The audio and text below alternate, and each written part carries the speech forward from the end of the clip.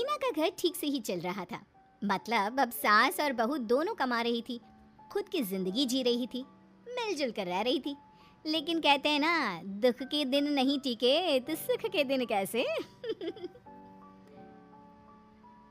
अरे मंगलू, कहाँ है? कितने दिनों से गांव नहीं आया माँ की खोज खबर लेने। तभी मीना आ जाती है। अरे दादी साहब, कैसे आना हुआ? बताया नहीं हम स्टेशन आ जाते। ये बोलते हुए मीना अपनी दादी सास के पैर छूने के लिए झुकती है कि दादी सास जोर की लात मारती है। नहीं आई, कैसे आना हुआ? मेरे पति का मकान है ये। और तेरे बाप ने क्या दिया जो तू पूछ रही है, हैं? और ये क्या पहना है? न साड़ी न सर पर पल्लू, बात बात पर जबान खुलती है। दादी सास बोलना रोक ही नहीं रही थी। मीना को गुस्सा आने ही वाला होता है कि उसकी सास आ जाती है। क्या बात है मीना, कौन चिल्ला रहा है? मैं हूँ मंगलू की दुल्हन। बहुत चपर चपर कर रही है ये मीना बहू। इसकी जुबान पर लगाम लगवा ले। मम्मी जी, मेरी बहू है, घोड़ा थोड़ी ना है जो लगाम लगवा दूं। तभी वहाँ मंगलू यानी कि मीना का ससुर आ जाता है और मीना की सास को एक जोर का तमाचा लगा देता है। वाह, जुम्मा 2 दिन हुआ नहीं कमाना शुरू किए, मेरी माँ के सामने होशियार बन रही है। मैंने बुलाया है माँ को, ये रहेंगी तो कम से कम इस घर की औरतें औकात में रहेगी। अरे जब से कमा रही है सर पर चढ़कर नाच रही है।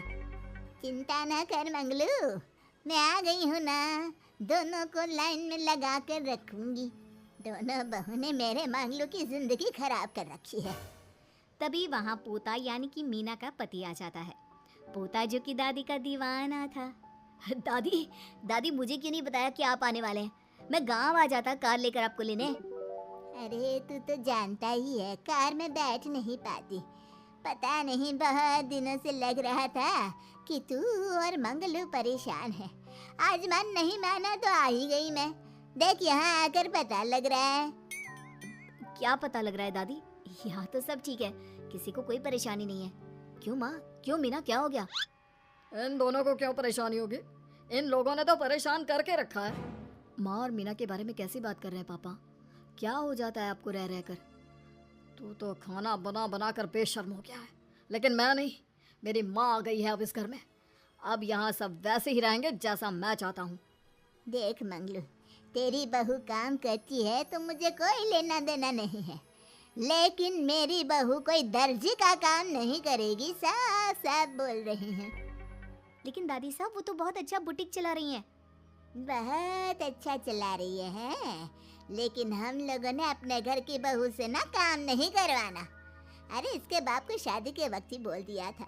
और इसके बाप जिन्होंने दहेज में एक साइकिल दी थी ना, किसे हाथ जोड़कर कह रहा था, मेरी बेटी आपके घर आ गई, इससे सौभाग्य कुछ नहीं। अब देखो इसकी बेटी, बहू आ जाने के बाद सर पर चढ़ रही है मेरे मंगलू के। मीना जो कि सास की बुराई सुनकर परेशान हो जाती है। दादी सा छोटा मुंह बड़ी बात। लेकिन क्या पिताजी ने आपको बताया नहीं? सासू माँ ने अपने पैसे से ससुर जी के जन्मदिन में कार दी थी। ससुर जी इतने साल से स्कूटर से जाते थे, अब कार से जाते हैं। क्यों ससुर जी, बताया नहीं आपने? क्यों रे मंगलू, कार ले ली तूने? मुझे तो तू पैसे भी नहीं भेज रहा। 2 महीने से कैसे कैसे दिन काट रही थी और तू यहाँ कार से घूम रहा है। आप भी सासू माँ को अपने बैंक अकाउंट की डिटेल दे दीजिए दादी साहब, वो डाल दिया करेंगी पैसे आपके अकाउंट में। क्यों सासू माँ? मंगलू यानी कि मीना का ससुर, जिसने अपनी माँ को गांव से सिर्फ अपनी बीवी को लगाम लगाने के लिए बुलाया था, ये सब देखकर जोर से चिल्लाता है। मीना बहू, चलो दादी सास आई है, ये नहीं कि खाने पीने का इंतजाम करे। अरे माँ, तू भी किन लोगों की बात में आ रही है? चल मेरे साथ मेरे कमरे में चल। ससुर अपनी माँ को लेकर कमरे में चला जाता है और दोनों बैठकर वैसे ही पंचायत शुरू कर देते हैं, जैसे कोई बहू अपनी माँ से सास की बुराई कर रही हो। देख मंगलू, गलती तो तेरी ही है जो तूने घर की जनानियों को काम के लिए बाहर निकाला। दूसरे तेरे पापा को देखा था, कभी मुझसे फालतू बोलते। अरे मरते दम तक तेरा बाप मेरी मुट्ठी में रहा है, यही सिखाया था मैंने तुझे। क्या बोलूँ माँ, जब से ये मीना बहू घर आई है ना, इसने घर का सारा इतिहास भूगोल बदल कर रख दिया है। उस तितली से तो मैं बाद में निपटूंगी, पहले तेरी वाली को तो ठीक कर दूं।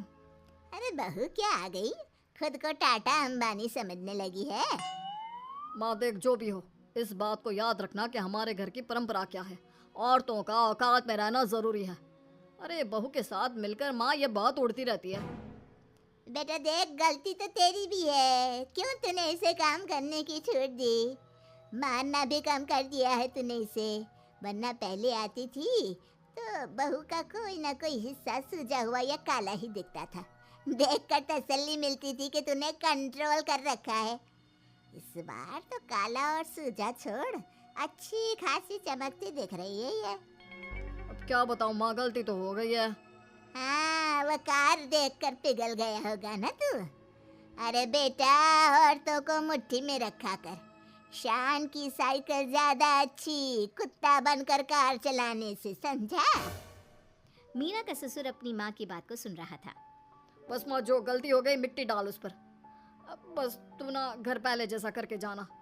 ये सब ना बहू का किया धरा है, समझी? मतलब बहू को ठीक करना है तो बहू को लगाम लगाना होगा। ठीक है। दोनों माँ बेटा बातें करके सो जाते हैं। सोने के बाद अगली सुबह मंगलू की बीवी यानी कि मीना की सास, माँ जी उठिए, ये लीजिए गर्म पानी और ये दादुन। चल, ये तो याद रहा तुझे, वरना मैंने तो सोचा था कि बहू के चक्कर में पागल ही हो गई होगी बिल्कुल। अरे बहू के चक्कर में पागल होने का क्या मतलब होता है माँ जी? उसने मुझे मेरे पैरों पर खड़ा होना सिखाया है। मैं तो कहती हूँ उसके जैसी मेरी बेटी होती ना तो शायद मैं बहुत पहले जीवन का मतलब समझ चुकी होती।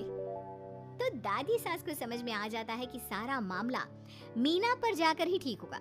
वो सोच लेती है कि अपनी बहू को छोड़कर पहले मीना को सही करना है। फिर अगले रोज, अरे मेरे पोते के पास तो मेरे पास बैठने का वक्त भी नहीं है, हैं? अरे कैसी बात करती है दादी, तेरे लिए तो मैं नौकरी भी छोड़ दूं। नौकरी नहीं, तू ना बीवी छोड़ दे, खुश हो जाऊंगी मैं। नीरज हैरान हो जाता है कि उसने तो मजाक किया था। दादी ये क्या बोल रही है? कैसी बात कर रही हो दादी? मीना ने तो सारा घर संभाला हुआ है। पहले तो घर गिरा जा रहा था ना। तेरी मीना के आने के पहले ना घर में चूल्हा जल रहा था, ना कोई रोटी खा रहा था। क्यों?